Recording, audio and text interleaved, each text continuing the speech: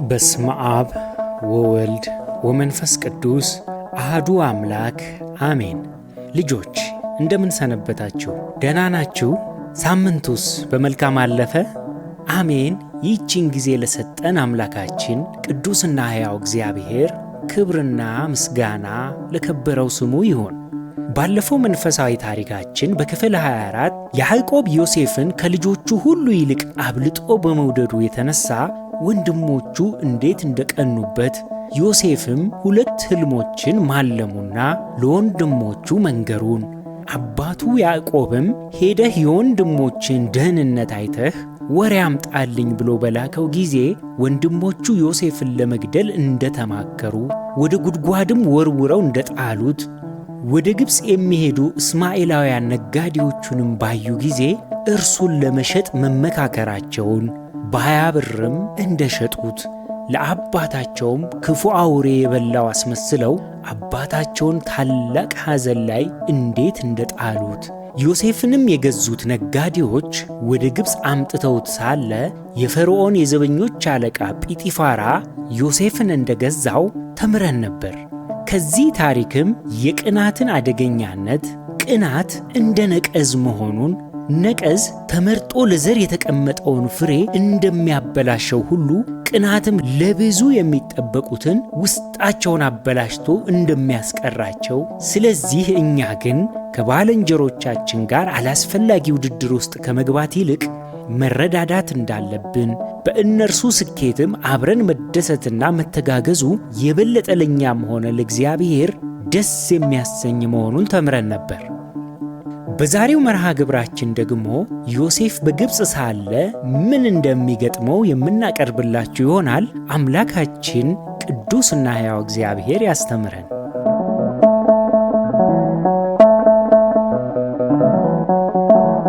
በስመ አብ ወወልድ ወመንፈስ ቅዱስ አሐዱ አምላክ አሜን። እስረኛው የእስር ቤት አለቃ ስለመሆኑ ኦሪት ዘፍጥረት ምዕራፍ 39። የያዕቆብ ልጆች ዮሴፍን ለነጋዴዎች በ20 ብር ከሸጡት በኋላ ነጋዴዎቹ ዮሴፍን አትርፈው ለመሸጥ በግብፅ ገበያ አወጡት። ልጆች በጥንት ጊዜ ሰው እንደ ቁም እንስሳ ገበያ ወጥቶ በቁሙ ተገምቶ ይሸጥ ነበር። የሰው ልጆች ትልቁ የታሪክ ጠባሳ። አስቡት እስኪ፣ ክቡር የሰውን ልጅ እጁን ወይንም አንገቱን አስረው ገበያ ያወጡታል። ገዢዎቹም ይመጡና እያገላበጡ የሰውነቱን ጤነኛነት፣ የተስተካከለ ቁመናውን፣ ዕድሜውን፣ መልኩን፣ እንደ በግ ጥርሱን ደግሞ ሸርፏል ወይስ አልሸረፈም ብለው አገላብጠው ካዩት በኋላ ዋጋውን ይደራደራሉ። እረ ይሄንን ዋጋ ያወጣም፣ እያየኸው እንትኑ እኮ እንትን ሆኗል ይሉታል፣ ጉድለቱን ፈልገው ዋጋ ለማራከስ። ይህንን ሁሉ ታዲያ የሚሸጠው የሰው ልጅ ይሰማል፣ ያያል፣ ይናገራል። እንደ ገዢና ሻጭም ደግሞ ስሜት አለው። መጨረሻውን ንገረኝ፣ አያዋጣም፣ እረ ያዋጣሃል ይባባሉና ተከራክረው ይሻሻጣሉ። ገዢውም የገዛውን ሰው ቤቱ ወስዶ ልክ እንደ ዕቃ ይገለገልበታል። አስቡት፣ የተገዛው ሰው እንደ ጌታው ያስባል፣ ይናገራል፣ ያስተውላል፣ የሐዘንና የደስታ ስሜትም አለው። እንዲህ ሲሆን ምን እንደሚሰማው በእግዚአብሔር ፊት እንዴት የሚያሳዝን የግፍ ግፍ መሰላችሁ ሰውን መሸጥና መግዛት። ዛሬም ድረስ ታዲያ አሰራሩ ይቀያየር ይሆናል እንጂ ዛሬም አለ። ልጆች አሁንም በየቤታችን የሚገኙ ረዳቶቻችን የሆኑ አገልጋዮቻችንን በአግባቡ ልናከብራቸው፣ ለሰው የሚገባውንም ክብር ልንሰጣቸው ይገባል። ልክ እንደ ታላላቆቻችን እንደ እህት ወንድሞቻችን ልናከብራቸው፣ ልንታዘዛቸውም ይገባል። ምክንያቱም አንድም እነርሱ እንደኛ በሥላሴ አርአያና አምሳል በመፈጠራቸው፣ አንድም ባልንጀራን እንደ ራስህ ውደድ የሚለውን ቃል ለማክበር፣ ተው የሚሉንንም ደግሞ መስማት አለብን።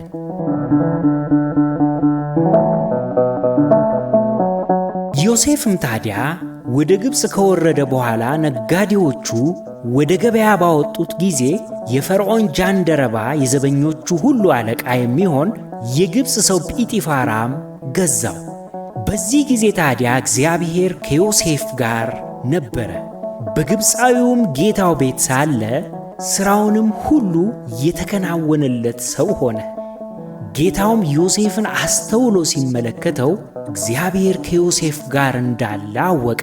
የሚሠራውንም ሁሉ እግዚአብሔር በእጁ እንደሚያከናውንለት ባየ ጊዜ በልቡም ይደነቅበት ነበር። ዮሴፍም በጌታው ፊት ሞገስን አገኘ። በሥራውም ሁሉ ይደሰትበት ስለነበረ የቅርብ አገልጋዩም አደረገው። በቤቱም ባሉት ሁሉ ላይ ዮሴፍን ሾመው፣ ያለውንም ሁሉ በእጁ አሳልፎ ሰጠው። የሚደንቅ ነው! እግዚአብሔር ከእርሱ ጋር ከሆነ ሰው በላይ አስተዋይና መንገዱ የሚከናወንለት ሰው ማን ነው? ዮሴፍ በሥራው ታታሪና ታማኝ በመሆኑ በትንሹ ታምኖ በብዙ ተሾመ። ጌታችን መድህናችን ኢየሱስ ክርስቶስ በሉቃስ ወንጌል ምዕራፍ 16 ቁጥር 10 ላይ ስለ ታማኝ አገልጋይነት በምሳሌ ካስተማረ በኋላ እንዲህ አለ። ከሁሉ በሚያንስ የታመነ በብዙ ደግሞ የታመነ ነው። ከሁሉ በሚያንስም የሚያምፅ በብዙ ደግሞ አመፀኛ ነው አለ።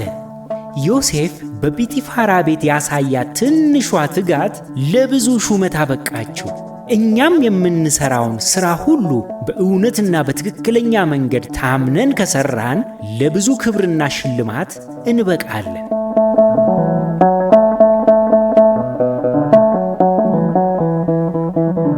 አንድ ቀንም ታዲያ እንዲህ ሆነ። ጌታው ጲጢፋራ በቤቱ ባለው ሁሉ ላይ ዮሴፍን ከሾመው በኋላ እግዚአብሔር የግብፃዊውን ቤት ስለ ዮሴፍ ባረከው። የእግዚአብሔር በረከት በውጭም በግቢም ባለው ሁሉ ላይ ሆነ። ታማኝና ቅኖች እግዚአብሔርንም በፍጹም ልባቸው የሚከተሉ መልካም ሰዎች ወይም ጻድቃን በረከታቸው ከእነርሱ አልፎ በአጠገባቸው ለሚገኙ ከዚያም ሲያልፍ በአካባቢውና ለቦታው እንደሚተርፍ ሁሉ የዮሴፍ በረከት ከጲጢፋራ አልፎ ለግቢውም ሁሉ ሆነ። ጲጢፋራም ያለውን ሁሉ ለዮሴፍ አስረከበ። ከሚበላው እንጀራ በቀር ምንም የሚያውቀው አልነበረም። የዮሴፍ ፊቱ መልከ መልካምና ውብም ነበረ። ከዚህ በኋላ እንዲህ ሆነ። የጌታው የጲጢፋራ ሚስት በዮሴፍ ላይ ዓይኗን ጣለች። ከእኔም ጋር ተኛ አለችው። በረከትን እግር በእግር ተከትሎ ፈተናው መጣ። የት ይደርሳል ያሉት ጥጃ ቄራ ተገኘ እንደሚባለው እግዚአብሔር ለብዙ ዓላማ የታጩ ተስፋ የተጣለባቸውን ሰዎች አንቆ የሚያስቀር የሰይጣን ታላቁ ወጥመድ ዝሙት። ዮሴፍ ከፍ ከፍ ማለት ሲጀምር ሞገስን ሲያገኝ ሞገስና ክብሩን የሚያስጥል ፈተናም ካደፈጠበት ብቅ ማለት ጀመረ። ዮሴፍ ተራ የቤት አገልጋይ ሆኖ ሳለ ዞር ብላ ያላየችው የጲጢፋራ ሚስት ዮሴፍ ከፍ ማለት ሲጀምር ዓይኗን ጣለችበት፣ ክብሩን ለማስጣል። ልጆች እናንተም ነገ የት እንደምትደርሱ አይታወቅም። እግዚአብሔርም ለምን ዓላማ እያዘጋጃችሁ እንደሆነ አታውቁም።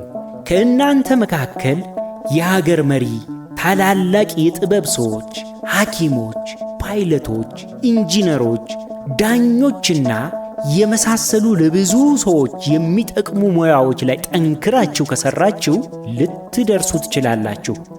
ነገር ግን እግዚአብሔር ልጆቼን ለትልቅ ኃላፊነት ላዘጋጃቸው ብሎ ከሌሎች በላይ ጥበብንና ማስተዋልን እየሰጠ ከፍ ከፍ ማለት ስትጀምሩ አደራችሁን በራሳችሁ መመካት እንዳትጀምሩ፣ ከእግዚአብሔርም ፈቃድ በተቃራኒው እንዳትቆሙ ተጠንቀቁ።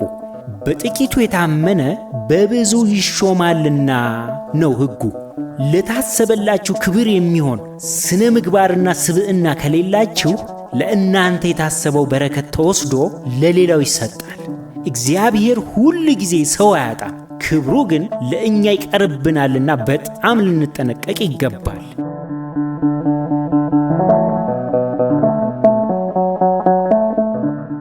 የዮሴፍን ክብር ለማስጣል ቆርጣ የተነሳችው የጲጥፋራ ሚስት ዮሴፍን አብረኸኝ ካልተኛህ ባለችው ጊዜ እርሱም እምቢኝ አለ። ለጌታው ሚስት እንዲህ አላት፣ እነሆ ጌታዬ በቤቱ ያለውን ምንም የሚያውቀው ነገር የለም፣ ያለውንም ሁሉ ለእኔ አስረክቦኛል።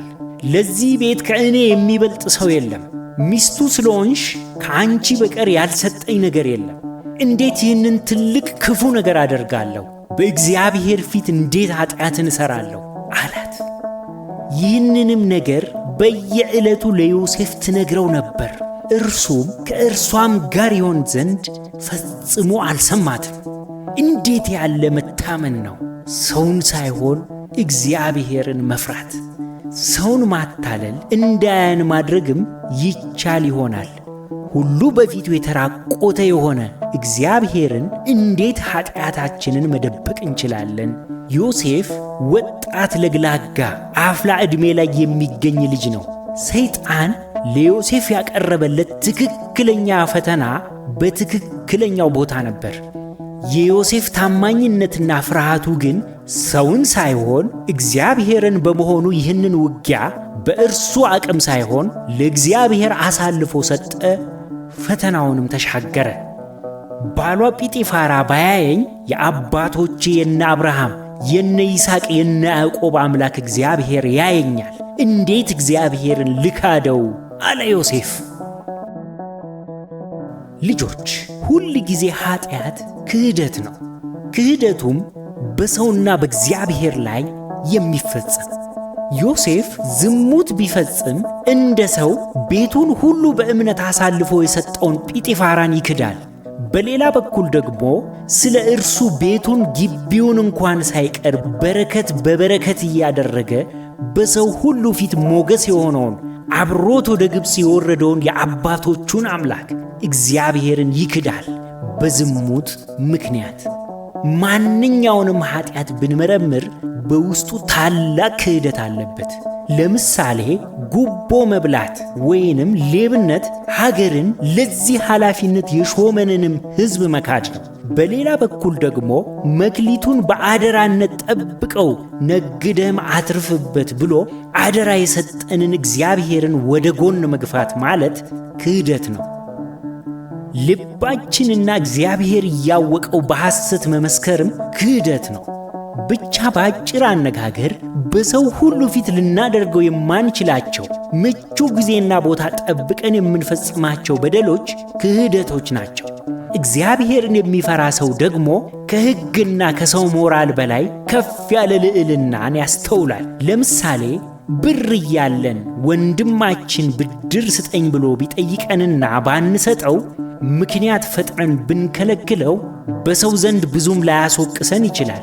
ሆሆ የዘመኑ ሰው መች ወስዶ በቃሉ ይመልሳል፣ የራሱ ጉዳይ።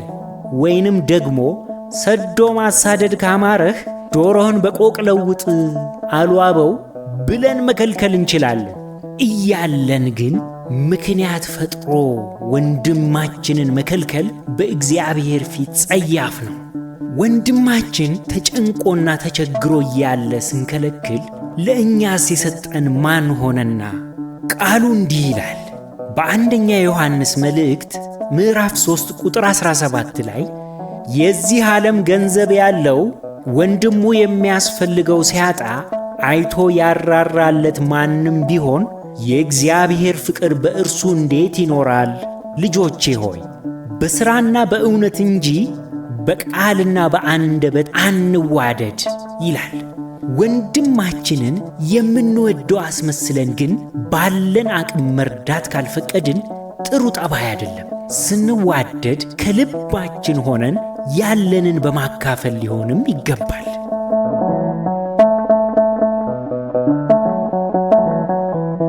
ዮሴፍም በጽናት የጲጢፋራን ሚስት አቋሙን ካሳወቃት በኋላ ከዕለታት በአንዱ ቀን እንዲህ ሆነ።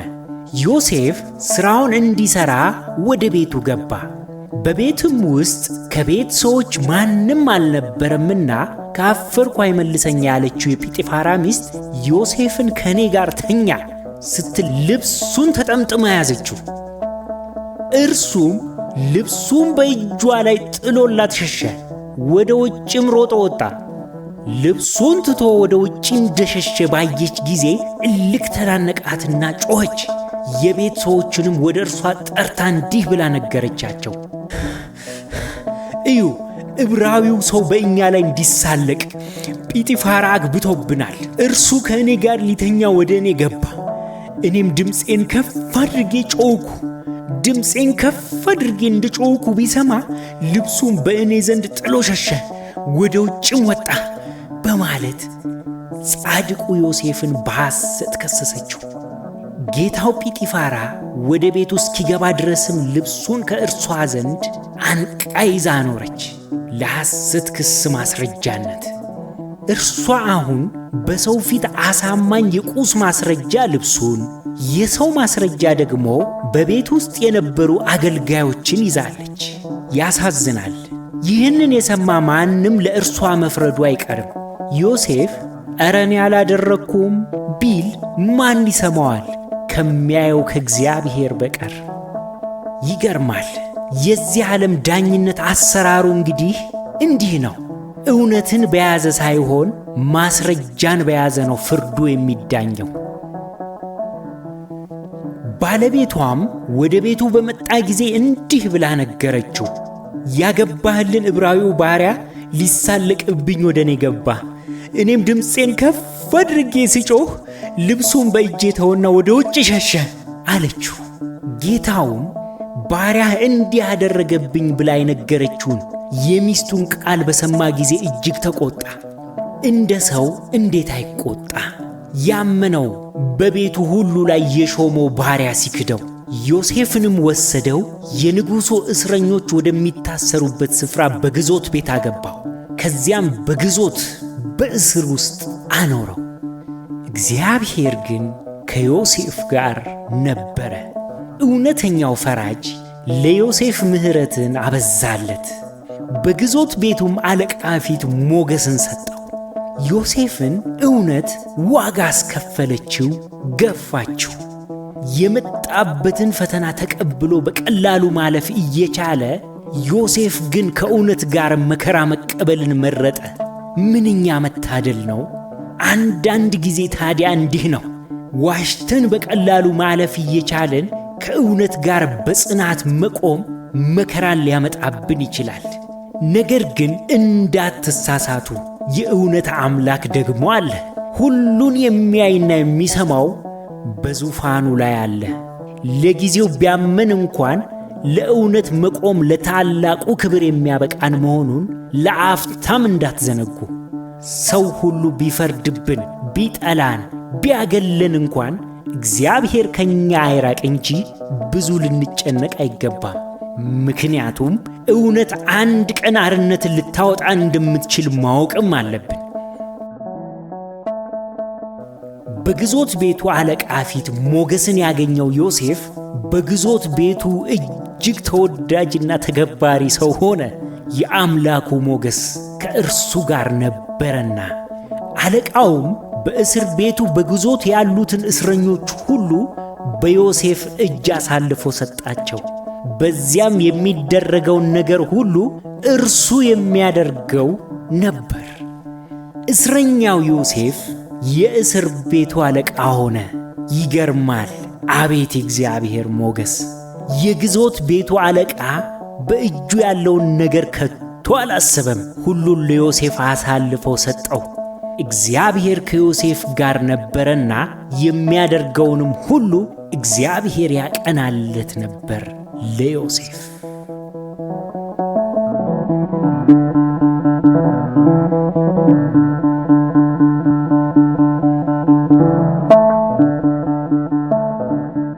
ልጆች፣ የሚገርም ታሪክ ነው አይደል? አዎ ይደንቃል በእውነቱ። የዮሴፍ ታማኝነቱ፣ እግዚአብሔርን መፍራቱ፣ በሐሰት ምስክርነት ወደ እስር ቤት መጣሉ፣ እግዚአብሔር ግን ከዮሴፍ ጋር በመሆኑ የነበረው ሞገስ የሚገርም ነው። አሁን ደግሞ እስቲ ከታሪኩ ውስጥ ጥያቄዎችን እንጠይቃችሁ፣ በጥያቄዎቹም ላይ ተወያዩባቸው። ወላጆችም እባካችሁ ልጆቹን ጥያቄዎቹን በማብራራት እርዷቸው። የመጀመሪያው ጥያቄ ዮሴፍን የገዛው የፈርዖን የጦር አለቃ ማን ይባላል? የዮሴፍ ጌታ ጲጢፋራ ዮሴፍን ለምን ወደደው? ዮሴፍ ላይ ምን አይነት ፈተና መጣበት? እንዴትስ አለፈው?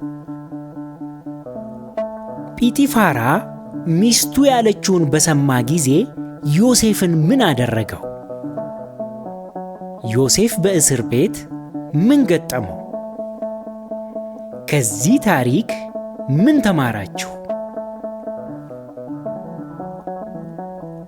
ልጆች፣ ከዚህ ታሪክ የምንማረው ትልቁ ትምህርት የተለያዩ የሕይወት ፈተናዎች በገጠሙን ጊዜ በአቋራጭ ዋሽቶ ወይንም ደብቆ ወይንም አስመስሎ ከማለፍ ይልቅ ከእውነት ጋር ቆመን እውነትን ተናግረን የሚደርስብንን ችግርም ቢሆን መቀበል በእግዚአብሔር ፊት ታላቅ ሞገስን የሚያሰጥ ተግባር ነው። የኋላ ኋላም ሰዎች እውነተኛነታችንን ሲረዱ በእጅጉም ያከብሩናል። ዮሴፍ ለጊዜው ዝሙትን፣ ክህደትን አልሰራም በማለቱ ወደ ወህኒ ቤት ተወረወረ። ነገር ግን እውነተኛው በጽድቅ ፈራጅ የሆነው እግዚአብሔር ከዮሴፍ ጋር ነበረና በሄደበት ሁሉ ሞገስ ሆነው። እኛም ለጊዜው በሐሰት የተጎዳን ቢመስለን እንኳን እግዚአብሔር ግን ሁል ጊዜ ከእውነተኞች ጋር መሆኑን እንዳትዘነጉ። ከሰው ይልቅ እግዚአብሔርን ደስ ማሰኘት ደግሞ ይገባናል። ስለዚህ እንደ ዮሴፍ የጸና ስነ ምግባር ሊኖረን ለተሰጠን ኃላፊነት ሁሉ ታማኝና እውነተኞች ሆነን መገኘት እንደሚገባን ከዚህ ታሪክ ተምረናል ማለት ነው። የዛሬው መርሃ ግብራችን ይህንን ይመስል ነበር። ያስተማረን፣ የመከረን፣ የገሰጸን የአባቶቻችን የነ አብርሃም፣ የነ ይስሐቅ፣ የነ ያዕቆብ፣ የነ ዮሴፍ አምላክ ስሙ የተባረከና የተመሰገነ ይሁን። የእግዚአብሔር ቸርነት፣ የእመቤታችን የቅድስት ድንግል ማርያም ማላጅነት፣ የጻድቃን የቅዱሳን ሁሉ ተራዳይነታቸው አይለየን። ወስብሐት ለእግዚአብሔር።